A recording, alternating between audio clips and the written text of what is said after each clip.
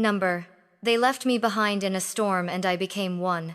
The night my parents chose which child to save and which child to sacrifice, I learned that love has conditions, family has limits, and sometimes, the people who are supposed to protect you will throw you away to save themselves. I was 16 years old when they drove away and left me to die in a hurricane, and I was 26 when I walked back into their lives as the storm they could never escape. But let me start at the beginning, when I still believed that family meant forever. My name is Maya, and I grew up thinking that home was supposed to feel safe. I lived in a weathered coastal town where hurricanes visited like drunk relatives who overstayed their welcome, leaving destruction in their wake before disappearing for years at a time. Our house clung to the shoreline like a desperate prayer, its faded blue paint peeling away like tears on weathered cheeks. Every board creaked with secrets. Every window rattled with the weight of unspoken truths. The foundation had been slowly sinking for decades, causing the floors to slope toward the ocean as if the house itself was trying to escape into the waves. Some nights, lying in my bed, I could feel the whole structure swaying in the wind, and I wondered if it was the house that was unstable or if it was my family that couldn't find solid ground. My father ruled our home from his throne on the sagging front porch, where he spent his evenings transforming cheap beer into expensive rage. Each bottle he emptied seemed to fill him with a different kind of storm, one that raged behind his bloodshot eyes and erupted from his mouth in words that cut deeper than any hurricane winds. I learned to read the weather patterns of his moods, to predict when thunder would follow lightning, to know when to seek shelter and when to stand my ground. My mother moved through our home like a ghost, always finding reasons to avoid confrontation. She had mastered the art of making herself invisible when my father's anger erupted, disappearing into the laundry room or suddenly remembering urgent errands that required her immediate attention. Her shoulders curved inward, as if trying to protect herself from words that cut deeper than any physical blow. She spoke in whispers and apologized for things that weren't her fault, always ready with excuses for my father's behavior. Then there was Tommy, my 8-year-old brother who lived in a bubble of innocence that my parents carefully maintained. He received the last pieces of food when money was tight, the warmest coat when winter came, and hugs that my father never offered me. Tommy didn't know that our family balanced on the edge of disaster like our house balanced on the eroding shoreline. He saw birthday parties where I saw borrowed money, saw family dinners where I saw carefully rationed groceries, saw a loving father where I saw a man drowning in his own failures. I became the bridge between childhood and responsibility, the one who made sure Tommy ate breakfast before school, who helped him with homework while my parents fought in the next room, who tucked him into bed with stories that painted our world in brighter colors than reality provided. I was 16, but I carried the weight of 30, watching the weather reports with the same intensity my father watched his bottles empty. The warning came on a Tuesday morning in late September, crackling through our old radio while I prepared Tommy's lunch. Category 4 hurricane, they said, expected to make landfall in less than 48 hours. Mandatory evacuation orders would follow. I felt my stomach drop as I spread peanut butter on Tommy's sandwich, knowing my parents would resist leaving. They always did. They'd survived 3 smaller hurricanes in this house, and my father wore that fact like a badge of honor, proof that he could outlast nature's worst temper tantrums. But this storm was different. The meteorologists' voices carried an urgency I'd never heard before, speaking of storm surges that could reach 20 feet and winds that could turn everyday objects into deadly projectiles. I watched my neighbors begin their preparations, loading cars with photographs and important documents, boarding up windows with practiced efficiency. The Hendersons next door had already left for their daughter's house inland. The Martinezes across the street were packing their truck with suitcases and their elderly grandmother. My father dismissed the warnings with a wave of his hand and another gulp of beer. "We've been through this before," he slurred, his words thick with alcohol and stubbornness. "This house has stood here for 40 years. It'll stand for 40 more." My mother nodded along, as she always did, agreeing with whatever would keep the peace. But I saw the fear in her eyes, the way she clutched her coffee cup with white knuckles, the way she kept glancing toward the windows as if the storm might arrive early. I spent that Tuesday gathering supplies, filling every container we owned with fresh water, checking our flashlights and batteries, moving important documents to the highest shelf in our closet. I called Tommy's school to confirm their emergency procedures and made sure our neighbor, Mrs. Rodriguez, had our contact information. I was planning for survival while my parents planned for denial. The wind began to pick up Wednesday morning, carrying the salt smell of the ocean farther inland than usual. Palm trees that normally swayed gently now bent at impossible angles, their fronds whipping like desperate hands reaching for help. The sky took on an ominous yellow-green color that made everything look sickly and strange. I could feel the atmospheric pressure dropping, making my ears pop and my head ache. By Wednesday afternoon, the evacuation orders came through on every radio station, every television channel, every emergency alert system. The governor himself appeared on television, his face grave as he urged residents to leave immediately. "This is not a drill," he said, looking directly into the camera. "This storm will be catastrophic. Please, please, evacuate now while you still can." But my father had made his decision. "No storm's gonna run me out of my own house," he declared, crushing another beer can in his fist. "Let the tourists and the weaklings run away. We're staying put." My mother supported him, as she always did, though I could see her hands trembling as she tried to secure the windows with duct tape that wouldn't hold against hurricane-force winds. I pleaded with them throughout Wednesday evening as the wind grew stronger and the first bands of rain began to lash our windows. I showed them the weather reports, the satellite images of a massive spiral of destruction bearing down on us. I begged them to think about Tommy, about what would happen if our house couldn't withstand this storm. But my father had passed beyond reasoning, deep into the bottle, and my mother had retreated so far into herself that my words couldn't reach her. Thursday arrived with the fury of hell itself. The rain came in horizontal sheets, driven by winds that howled like tortured souls around our house. Our windows rattled in their frames, and I could hear shingles being torn from our roof and hurled into the darkness. The power went out before noon, plunging us into a world of battery-powered radios and flickering candles. The storm surge began around 2 in the afternoon, seawater rushing up from the beach and flooding our street with terrifying speed. I held Tommy close as our house shook on its foundation, whispering reassurances I didn't believe while my parents finally began to understand the magnitude of their mistake. My father sobered up quickly when water started seeping under our front door, and my mother's facade of calm crumbled when she realized we might not survive in this house. By 4 o'clock, water was ankle-deep throughout our first floor, and the walls groaned with each gust of wind. Our car sat in the driveway, but it was too late to drive anywhere. The roads were impassable, flooding everywhere, power lines down across the streets like deadly snakes. We were trapped by our own stubbornness and my father's pride. That's when my parents made the decision that would change my life forever. With water rising toward our knees, and our house threatening to collapse around us, they looked at their 2 children and made a choice that revealed who they really were beneath all their pretense of parenthood. "The car," my father shouted over the storm's roar. "We can make it to higher ground if we leave now." But our small sedan could only hold 4 people safely, and we were 5. In that moment of crisis, when every second counted, my parents didn't hesitate. They didn't debate, or agonize, or look for alternatives. "Maya's 16, my mother said, her voice barely audible above the wind. "She's practically grown. She can take care of herself. Tommy's just a baby." They grabbed Tommy, wrapping him in blankets, gathering what few possessions they could carry. My father didn't even look at me as he made his declaration. "You're old enough to survive this," he said, his words cutting through the storm's noise like a blade through my heart. "Tommy needs us more. Find somewhere safe and wait it out. We'll come back for you when it's over." I begged them not to leave me. I promised I would take care of Tommy, that I would find a way to make more room in the car. I offered to run to a neighbor's house, to find another way to safety, but they had already made their choice, and nothing I said could change their minds. In their eyes, I saw not a beloved daughter but a burden they could finally shed. They left me in that disintegrating house as the hurricane reached its peak fury.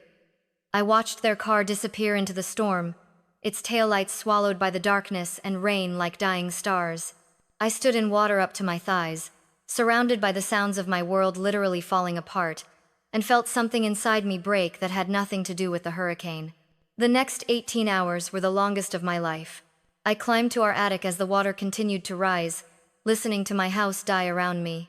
Walls collapsed with sounds like thunder, Windows exploded in showers of glass, and furniture floated away like boats abandoning a sinking ship.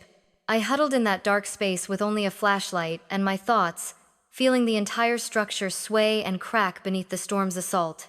But somewhere in those hours of terror, as I faced death alone in the darkness, I felt something else growing inside me. The scared, responsible girl who had spent years trying to hold her family together was dissolving like the salt walls of our house. In her place, something harder and more determined was taking shape. If I survived this, I promised myself, I would never again be anyone's victim. I would never again be someone who could be left behind. The hurricane passed sometime around dawn Friday morning, leaving behind a silence that felt almost as terrifying as the storm itself. I climbed down from the attic into a house I no longer recognized.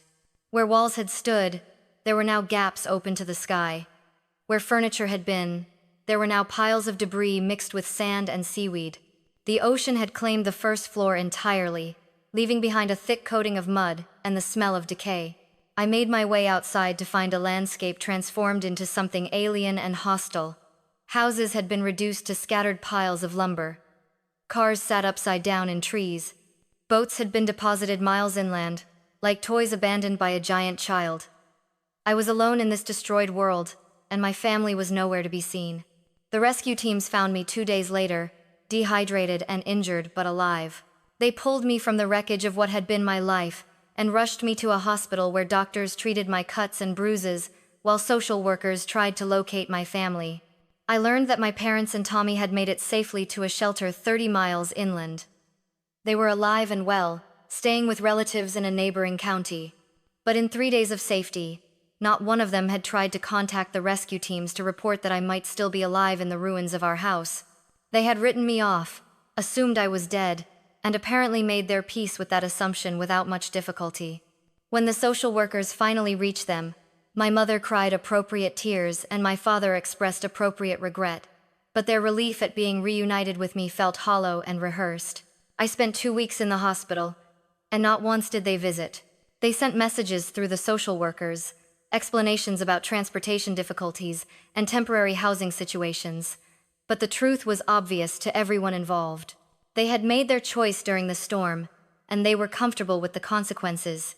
The Child Protective Services investigation that followed revealed what everyone already suspected. I had been abandoned in a life-threatening situation by parents who chose to save one child over another. The state removed me from their custody and placed me in a group home while legal proceedings determined my future. My parents fought for custody, but not out of love or regret. They fought because they needed me back. They needed someone to cook and clean and take care of Tommy while they continued their destructive patterns. They needed their built-in babysitter and housekeeper, their emotional punching bag who absorbed the stress of their failing marriage. But something fundamental had changed in me during those 18 hours alone with the hurricane. I was no longer the girl who would sacrifice herself for their comfort. I was no longer willing to be their unpaid servant and convenient scapegoat. When the judge asked me where I wanted to live, I looked my parents in the eye and said I never wanted to see them again. The group home became my sanctuary and my training ground. For the first time in my life, I was surrounded by adults whose job was to protect me rather than use me. I threw myself into my studies with the intensity of someone who understood that education was my only path to freedom.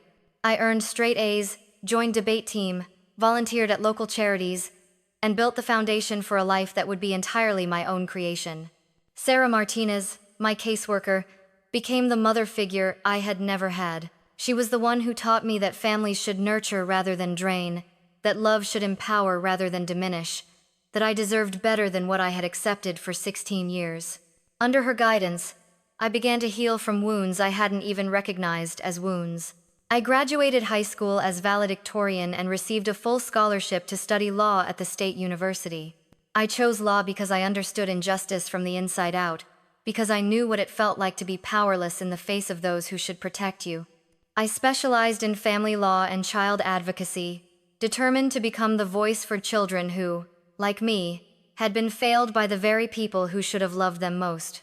Throughout my college years, I kept tabs on my biological family through social media and public records. My father's drinking had worsened, leading to multiple arrests for public intoxication and domestic violence. Tommy, now a teenager, was struggling in school and showing signs of the same behavioral problems that often emerge in children from dysfunctional homes. My mother continued her pattern of enabling and denial, making excuses for my father's behavior while Tommy paid the price. I graduated law school with honors and passed the bar exam on my first attempt. At 26, I was hired by a prestigious family law firm that specialized in child protection cases. I had built myself into everything I needed to be: educated, financially independent, professionally respected, and emotionally strong enough to face whatever came next. The opportunity I had been unconsciously preparing for arrived on a Tuesday morning in early fall, exactly 10 years after the hurricane. A case file landed on my desk involving a 16-year-old boy who was being physically abused by his alcoholic father while his mother looked the other way. The boy's name was Tommy Martinez, and he was my brother. I stared at that file for a long time, feeling the past and present collide in ways I hadn't expected. The scared 8-year-old I had protected during the hurricane had grown into a damaged teenager who needed protection from the same father who had once claimed to prioritize his safety over mine. The irony was so perfect it almost felt like destiny. I could have recused myself from the case, passed it to another attorney, and continued my life without confronting the family that had abandoned me. But I realized this was why I had become a lawyer, why I had specialized in child protection, why I had built myself into someone with the power to fight for children who couldn't fight for themselves. I accepted the case and began building a strategy to remove Tommy from my parents' custody permanently. I gathered evidence of my father's drinking, documented instances of violence, interviewed teachers and neighbors who had witnessed Tommy's deteriorating condition. I prepared for the most important case of my career, one that would determine not just my brother's future but also whether justice could emerge from the wreckage of my own childhood. The drive back to my hometown felt like traveling through time. The hurricane damage had long since been repaired, but I could still see the scars in the landscape, the newer buildings that stood where old ones had been destroyed, the reinforced seawalls that had been built to protect against future storms. I had changed far more dramatically than the physical landscape. I was no longer the powerless girl who had been left behind. I was now the storm itself. My first stop was the courthouse, where I filed the necessary paperwork to initiate proceedings. My second stop was the house where my parents now lived, a small rental home inland from the coast where they had moved after losing their old house to the hurricane. I sat in my car for several minutes, gathering my courage and reminding myself why I was there. When I knocked on the door, my mother answered, and for a moment, neither of us spoke. 10 years had aged her dramatically. Her hair was completely gray now, and lines of stress and disappointment had carved themselves deep into her face. She looked at me with the expression of someone seeing a ghost, unable to immediately reconcile the powerful woman before her with the abandoned child in her memory. "Maya?" she whispered, her voice carrying notes of hope and fear in equal measure. "Is it really you?" "Hello, Mom," I said, and the word felt strange in my mouth after so many years. "I'm here about Tommy." She stepped back to let me in, and I found myself in a living room that smelled of stale cigarettes and disappointment. My father sat in a worn recliner, older and more weathered than I remembered, his face bearing the bloated redness of chronic alcohol abuse. He looked up at me with eyes that took several seconds to focus, and when recognition finally dawned, I saw fear flicker across his features. "What do you want?" he asked, his voice carrying the same hostile edge I remembered from my childhood, though now it was tempered with uncertainty. "I want Tommy," I said simply. "I'm here to remove him from this house before you destroy him the way you tried to destroy me." I explained my role as his court-appointed attorney, outlined the charges that had been filed against them, and detailed the evidence I had compiled. I watched my father's face cycle through anger, denial, and finally a grudging recognition that he was facing someone he could no longer intimidate or control. My mother tried a different approach, appealing to family loyalty and asking me to remember the good times we had shared. But I had spent 10 years in therapy, learning to distinguish between genuine love and manipulative sentiment, and her words held no power over me anymore. Tommy emerged from his room during our conversation, and I felt my heart break at the sight of him. The cheerful, innocent boy I remembered had grown into a sullen teenager whose eyes held the same defeated look I had once seen in my mother's. He was thin and pale, with dark circles under his eyes and the nervous mannerisms of someone living in constant stress. But when he recognized me, something wonderful happened. His face lit up with a joy I hadn't seen in years, and he ran to me with the enthusiasm of the little boy he had once been.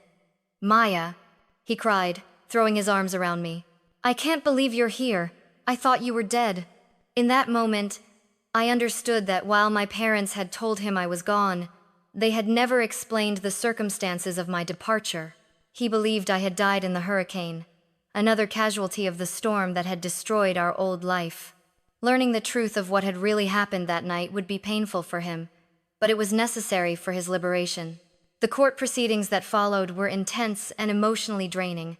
I presented evidence of my father's alcoholism and violence, brought forward witnesses who testified to Tommy's deteriorating condition, and documented the pattern of neglect and abuse that had defined our household for years.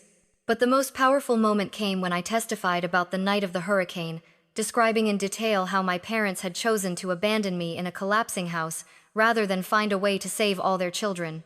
The courtroom fell silent as I recounted those 18 hours of terror and abandonment, and I saw shock and horror on the faces of everyone present. My father's attorney tried to argue that they had made an impossible choice under extreme circumstances, that they had believed I was capable of surviving on my own.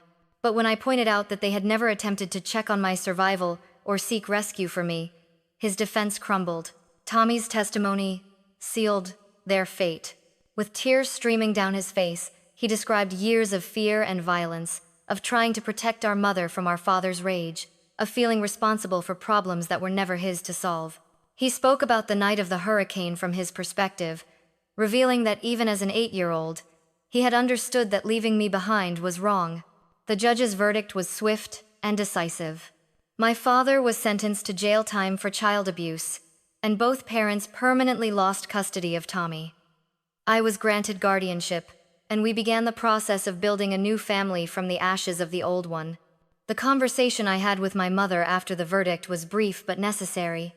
She approached me outside the courthouse, her face streaked with tears, begging for forgiveness and a second chance. She spoke about how much she had missed me, how sorry she was for the choices they had made, how much she hoped we could be a family again. I looked at this woman who had given birth to me but had never truly been my mother, and I felt nothing but pity. "You made your choice 10 years ago," I told her quietly. "You chose to abandon a 16-year-old girl in a hurricane rather than find a way to save all your children. I'm not your daughter anymore. I haven't been since the night you drove away and left me to die." My father's reaction was more predictable. He raged about ungrateful children and vindictive daughters, claimed I had orchestrated his downfall out of spite, and accused me of destroying the family out of revenge. I let him speak until he exhausted himself, and then I delivered the truth that had been building inside me for 10 years. "You're wrong," I said calmly. "I didn't destroy this family. I became the storm that you created when you left me behind. You taught me that family means nothing when convenience is at stake. You showed me that parents will sacrifice their children to save themselves. You abandoned a scared girl in a hurricane, and that girl died in the wreckage of your house. What stands before you now is something you created but can never control. I am the storm now, and I'm here to protect children from parents like you." Tommy came to live with me in the house I had bought in a safe neighborhood an hour away from our hometown. It was a modest but comfortable home with good schools nearby and neighbors who understood the value of stability and safety. For the first time since the hurricane, Tommy had his own room, his own space, and adults in his life who put his welfare above their own convenience. Helping Tommy heal became my most important work.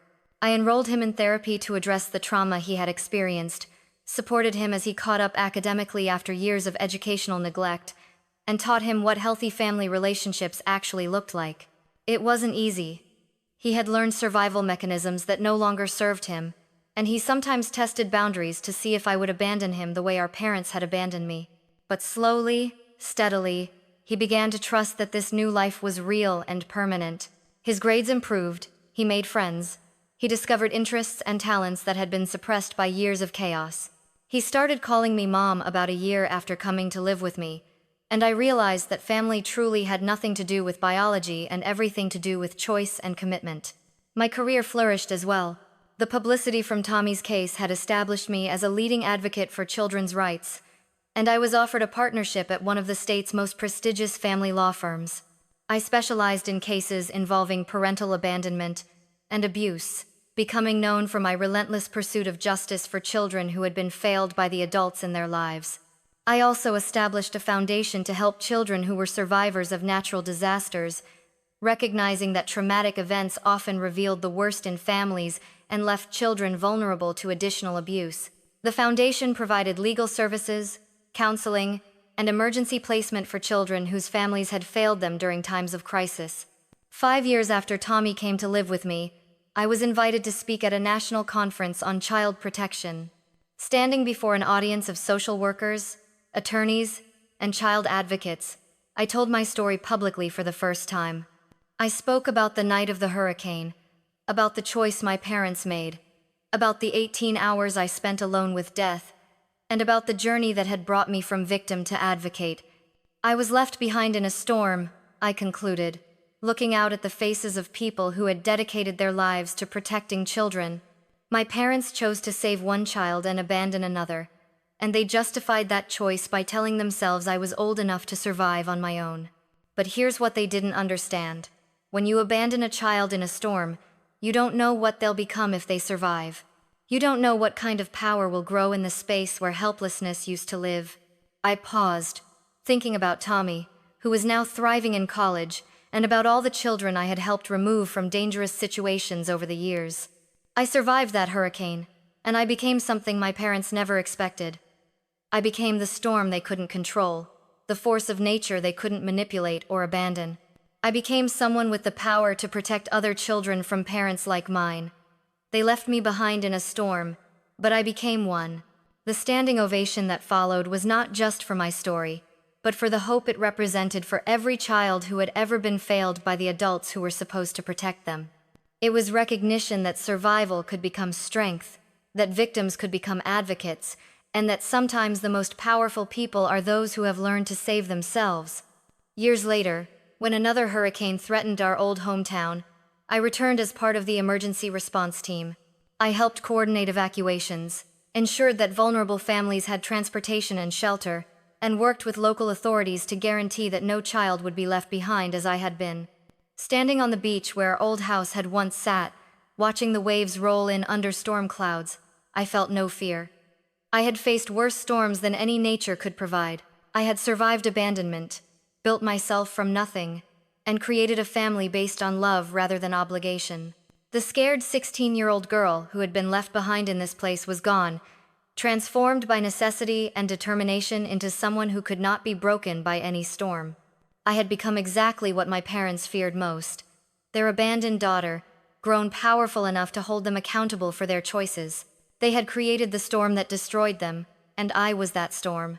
I was the consequence of their cruelty, the justice they had hoped to avoid, the daughter who had refused to disappear quietly into the wreckage of their neglect.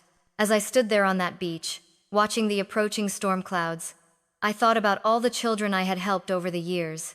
There was little Sarah, age 7, whose mother had locked her in a closet during a tornado while evacuating with her boyfriend's children. There was Marcus, age 12, whose father had abandoned him at a gas station during their evacuation from wildfires because he claimed the boy was slowing them down. There was Elena, age 14, whose grandmother had left her alone in a flooding basement while the rest of the family fled to higher ground. Each case had reminded me of my own story. Each child had reflected some part of my own abandoned 16-year-old self.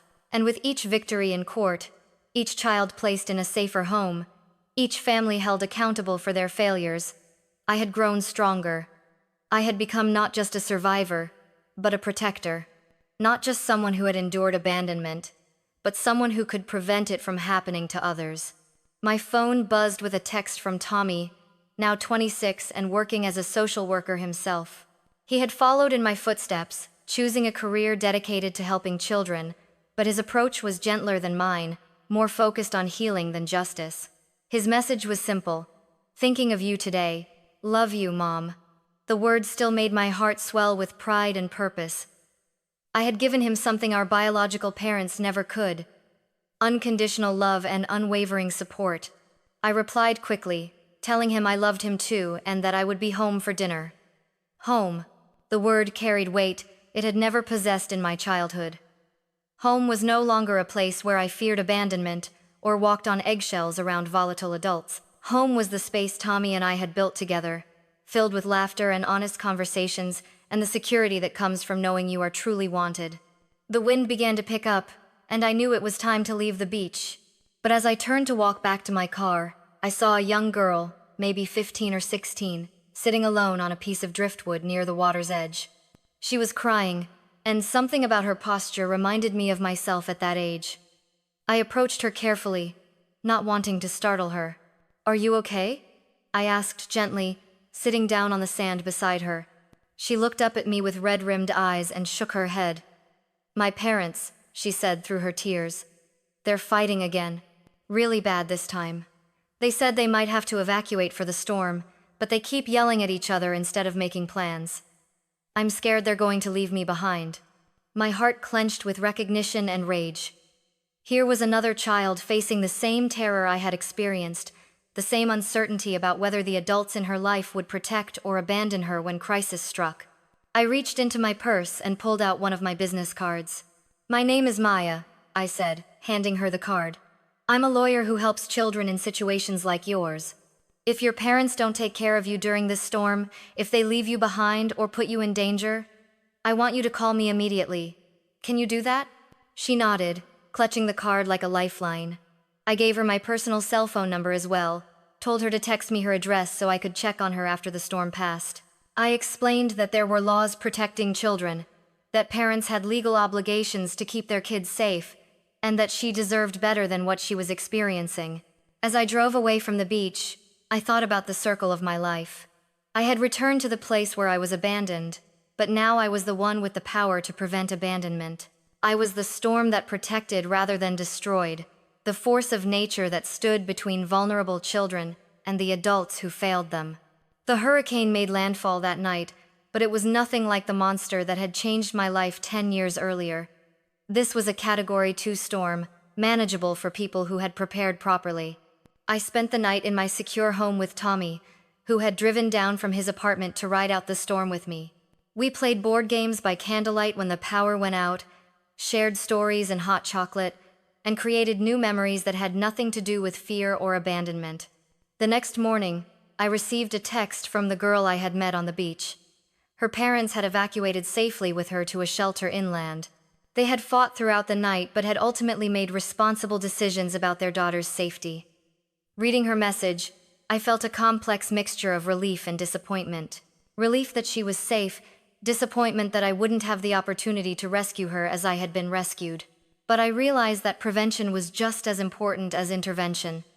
Maybe my conversation with that girl had reminded her parents of their responsibilities. Maybe knowing that someone was watching, that someone cared about her welfare, had motivated them to make better choices. Maybe I had prevented an abandonment rather than just responding to one. Over the following weeks, I received updates from the girl whose name was Jessica. Her parents had started family therapy, her father had entered an alcohol treatment program, and her mother had joined a support group for families affected by domestic violence. They were working to rebuild their family in healthier ways, to break the cycles that had nearly destroyed them. Jessica's story reminded me that not all families were beyond saving, that sometimes intervention could lead to healing rather than separation. My work had taught me to fight for children by removing them from dangerous situations, but it had also shown me the value of helping families learn to protect and nurture their children properly. I began developing a new program through my foundation, one focused on crisis intervention during natural disasters. The program would identify vulnerable families before emergencies struck, provide them with resources and support to prepare properly, and monitor their decision-making during actual events. The goal was to prevent children from being abandoned or endangered when their families faced difficult choices under pressure. The program launched 2 years later and became a model for other states dealing with frequent natural disasters. We trained social workers to recognize warning signs in families, created emergency protocols that prioritized children's safety, and established rapid response teams that could intervene when parents made dangerous decisions during evacuations. On the 5-year anniversary of Tommy's custody case, we returned to our old hometown for the dedication of a new emergency shelter designed specifically for families with children. The facility included separate areas for children who had been separated from their families, counseling services for trauma victims, and legal aid offices staffed by attorneys who specialized in family crisis intervention. Standing at the podium during the dedication ceremony, I looked out at an audience that included many of the people who had helped shape my journey. Sarah Martinez, my former caseworker, sat in the front row with tears in her eyes. Judge Patricia Williams, who had presided over Tommy's case, nodded encouragingly from her seat. Tommy himself stood at the side of the stage, now a respected professional in his own right, ready to speak about his experience as both a victim and a survivor. But what moved me most was seeing Jessica in the audience, now 18 and preparing to start college with a degree in social work. Her family had continued their healing journey, and she had found her own calling in helping other children facing family crises. She represented the best possible outcome of intervention, not just rescue from a bad situation, but transformation of an entire family system. As I began my speech, I thought about the words I had planned to say, the formal remarks about child protection and community responsibility. But looking at the faces of all these people who had touched my life, I decided to speak from the heart instead. 15 years ago, I was left behind in a hurricane by parents who decided I was expendable. I spent 18 hours alone in a collapsing house, certain I was going to die, feeling more abandoned than I had ever thought possible. That experience could have destroyed me. It could have convinced me that I was worthless, that I deserved to be thrown away when circumstances became difficult. I paused, making eye contact with Tommy, who gave me an encouraging smile. Instead, that experience taught me something profound about human nature and about choice. It taught me that some people will abandon their responsibilities when faced with pressure, but others will rise to meet challenges with courage and integrity. It taught me that being abandoned doesn't make you worthless. It makes you strong enough to ensure that others are never abandoned in the same way. I gestured toward the new shelter behind me, its bright windows and welcoming entrance a stark contrast to the dark memories I carried from this place. This building represents more than just emergency housing. It represents a promise that no child in our community will ever face what I faced, what Tommy faced, what too many children have faced when the adults in their lives failed them. It represents our commitment to being the storm that protects, rather than the storm that destroys. The applause that followed was thunderous, but it was the individual faces in the crowd that mattered most to me. I saw recognition in the eyes of other survivors, determination in the faces of social workers and advocates, and hope in the expressions of parents who understood their responsibilities more clearly because of the work we had done. After the ceremony, as the crowd began to disperse, I walked alone to the spot where our old house had once stood. A small park occupied the space now, with a playground where children could play safely while their families enjoyed picnics on the grass. A bronze plaque near the entrance commemorated the victims of the hurricane, including several children who had not survived the storm. Standing there, I realized that my journey had come full circle, but not in the way I had once imagined. I had not returned to seek revenge against my parents or to reclaim something that had been taken from me. I had returned as someone completely new, someone who had been forged in the crucible of abandonment and emerged as a protector rather than a victim. My parents were both gone now. My father had died of liver disease 3 years earlier, his body finally succumbing to decades of alcohol abuse. My mother had passed away the previous winter, alone in a nursing home, still unable to acknowledge the choices she had made or the children she had failed. I had not attended either funeral, not out of spite, but because they were strangers to me now, people whose lives had intersected with mine briefly, before diverging onto completely different paths. Tommy and I had discussed whether we should feel guilty about our lack of grief for them, but our therapists had helped us understand that grief requires love, and love requires relationship. We mourned the parents we had never had, the childhoods we had lost, the security that had been stolen from us. But we could not mourn people who had chosen to be absent from our lives long before their deaths. As the sun began to set over the ocean, painting the sky in brilliant oranges and purples, I felt a sense of completion that had nothing to do with endings and everything to do with transformation. The abandoned girl who had once cowered in an attic while her world collapsed was gone, replaced by a woman who could stand against any storm. I had become the storm, but not the kind that destroys indiscriminately. I was the storm that sweeps away what is toxic and makes space for new growth. I was the storm that tests foundations and reveals which structures are strong enough to endure. I was the storm that brings change, even when change is painful and difficult. Most importantly, I was the storm that protects children from being left behind. I was living proof that abandonment does not have to define a life, that victims can become advocates, that the thrown-away children of the world can grow up to catch others who are falling. The wind picked up as I walked back to my car, carrying the salt scent of the ocean and the promise of weather changes to come. But I no longer feared storms, because I had learned the most important lesson of my life. Sometimes you have to be abandoned to discover who you really are, and sometimes you have to face the storm alone, to realize you have the power to become one yourself. They left me behind in a storm, and I became one. But I became the kind of storm that saves rather than destroys, that builds rather than tears down, that protects the vulnerable instead of abandoning them. I became the storm I needed when I was 16 and afraid and utterly alone. And that, I realized as I drove away from the place where my old life had ended and my real life had begun, was exactly who I was meant to be all along.